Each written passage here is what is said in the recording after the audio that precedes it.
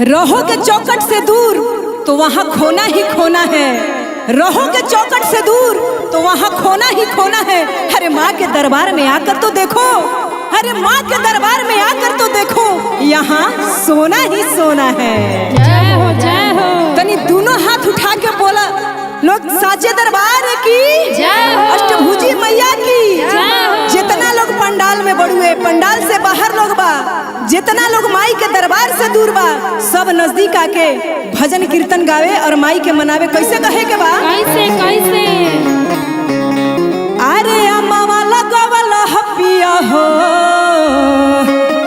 अरे महुआ रे लगवला। देखिए एगो औरत के भाव का बा। कैसे? औरत कहतरी हाँ। कि अरे राजा जी, अरे राजा जी, अरे रउआ तो सब लगाइए देनी, हमर माई के जौन पसंद पड़ेला उ ना लगैनी है। अरे जाई, रउआ तो महापूर्वक बानी जी। कैसे कहतरी, का भाव लगावतरी? कैसे कैसे? अरे अम्मा लगवला हपिया हो, जय हो जय हो। अरे महुआ रे लगवला।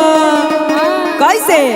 अरे काहे ना लगवला हपिया हो, जय हो। काहे ना लगवला हपिया हो, निमिया के गछिया काहे ना लगावला राजा हो, निमिया के गछिया काहे ना लगावला पिया हो, निमिया के गछिया। अम्मा लगवला हपिया हो, महुआ रे लगवला। अम्मा वाला गवला पिया हो, महुआ रे लगवला। अम्मा लगवला हपिया हो, महुआ रे लगवला।